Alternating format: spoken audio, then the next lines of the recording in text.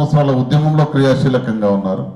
తర్వాత యూనియన్ ఏర్పాటు కావడంలో తదనంతర పరిణామాల్లో కూడా ఈ యూనియన్కు ప్రధాన కార్యదర్శిగా విస్తృతమైనటువంటి సేవలు అందిస్తూ ఇప్పటికీ మన సంఘాన్ని కంటికి రెప్పలా ఒక గౌరవ సలహాదారులుగా కాపాడుకుంటున్నటువంటి ఇప్పుడు చంటి క్రాంతి కిరణ్ గారిని మనం ఉద్దేశించి 2 మాటలు మాట్లాడాల్సిందిగా కోరుతున్నాను.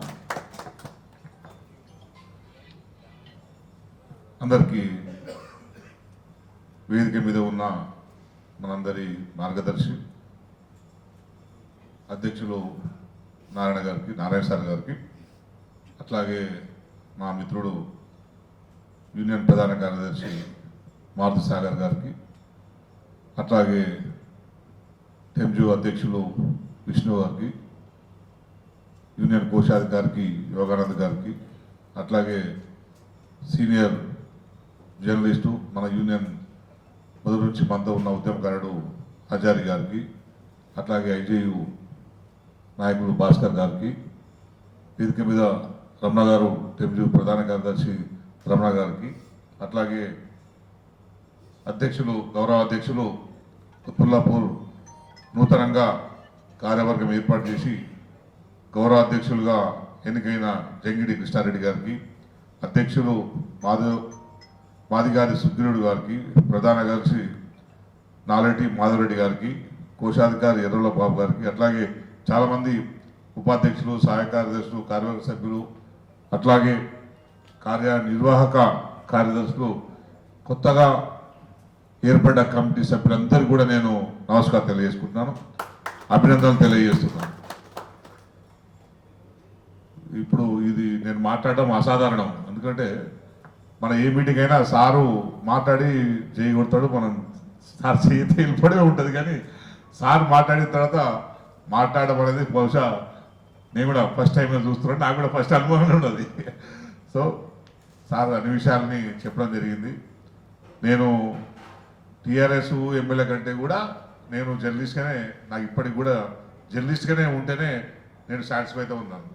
ఎందుకంటే ఇక్కడ ఉండే స్వేచ్ఛ, ఇక్కడ చూసే పనితనం, రాజకీయ నాయకులుగా మీ అందరికీ చాలామంది ఉంటుంది, అన్న మేము కూడా కావాలి, అది కావాలి, ఇది కావాలి ఉంటుంది తప్పించి అక్కడ చేసేది కూడా ఏమి ఉండదు.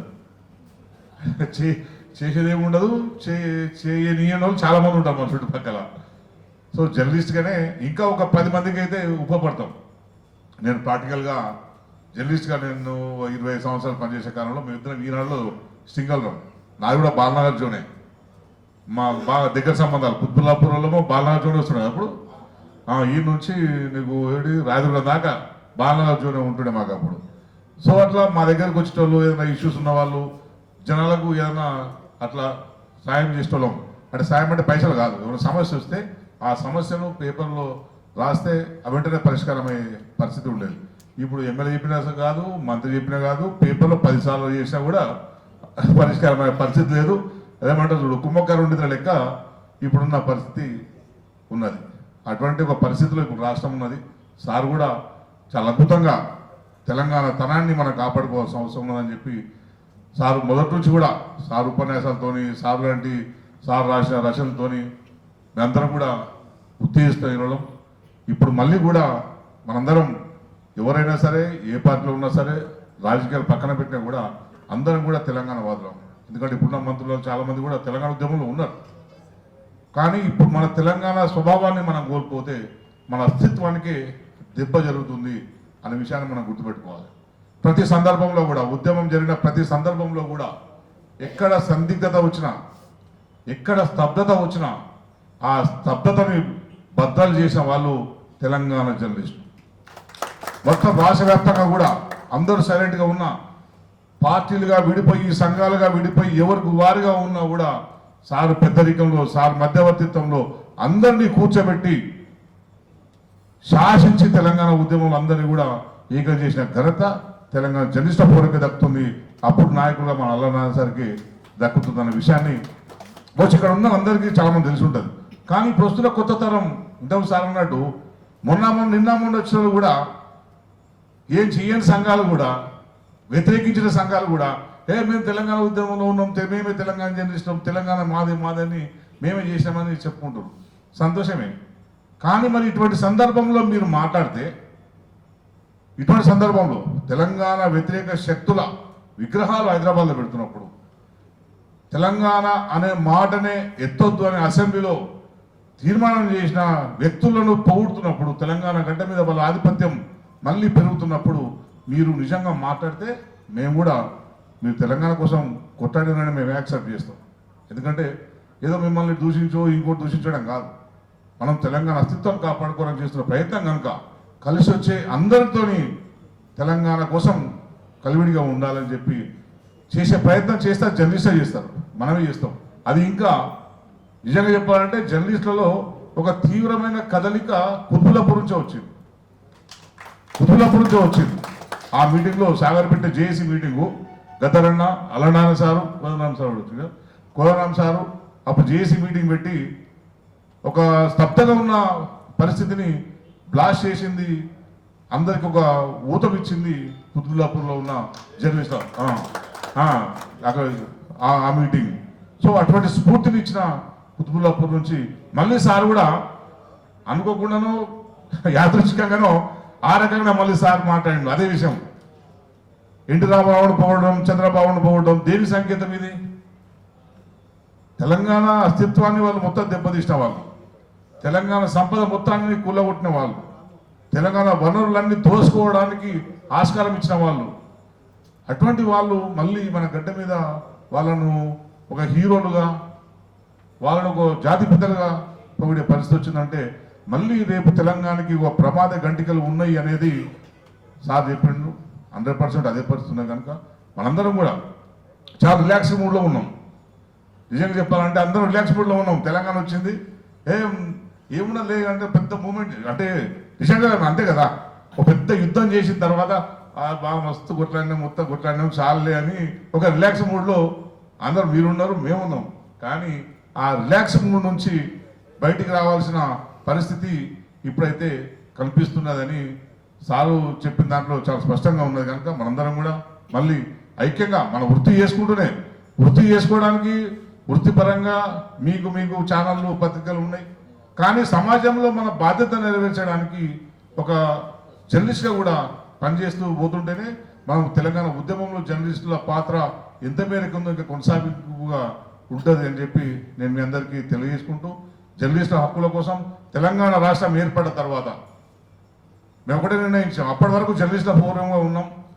జర్నలిస్టుల పూర్వంగా ఉన్నప్పుడు జర్నలిస్టుల హక్కుల కోసం అంటే ఉద్యోగాల కోసం, జీతాల కోసం ఈనాడు కూడా మాట్లాడినా కూడా అంత సీరియస్గా పనిచేయలేం. కానీ 2010 తర్వాత 2009 ప్రకటన తర్వాత తెలంగాణ రాష్ట్ర సాధనే ఫస్ట్ ఎజెండాగా జర్నలిస్టుల ఫోరం పనిచేసింది.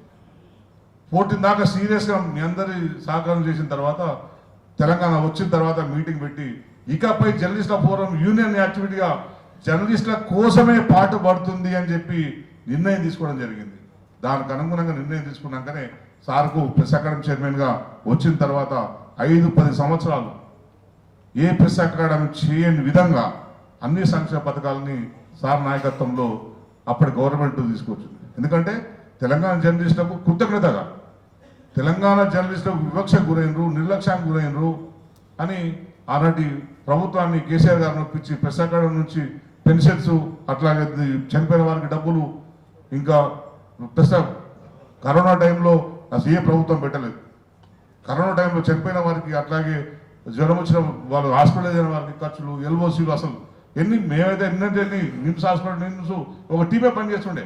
ఎవరైనా ఆ జిల్లాల నుంచి వచ్చిర్రు అనారోగ్యంతో అంటే నిమ్స్ దగ్గర, యశోద దగ్గర, సికింద్రాబాద్ యశోద దగ్గర, అపోలో దగ్గర అందరం ఒక టీమ్గా జర్నలిస్టుల కోసం అంత కాంట్రిబ్యూట్ చేసింది మన యూనియన్. సో రేపు ఫ్యూచర్లో కూడా ఇంకా మనందరూ కూడా ఇంకా జర్నలిస్టుల సంక్షేమం కోసం, వాళ్ళ ఇంకా ఏమైనా ఇబ్బందులు ఉంటే వాటి అన్నిటి కోసం యూనియన్ తప్పక నిలబడుతుందని, యూనియన్కు మేము కూడా వెనుక నుండి పూర్తి స్థాయిలో సహకారం అందిస్తానని చెప్పి ఈ సందర్భంగా తెలియజేసుకుంటూ, కొత్త కార్యవర్గం నేను మధ్య కాలంలో అసలు మన యూనియన్ మీటింగ్లో నేను వస్తాను. బహుశా నేను మొదటి సమావేశం హైదరాబాద్ వచ్చి మొదటి సమావేశం. దీనిలో మాకు స్వార్థం ఉన్నది. ఎందుకంటే సుగ్రీవుడు మా ఏరియా మనిషి, మావాడు సుగ్రీవుడు మా అంటే పచ్చము. కానీ ఈరోజు కూడా మేము సిటీలో కీతర్ గారి యాక్టివిటీ ఉండే కనుక మేము కొంచెం ఫ్రీగా ఉన్నాం.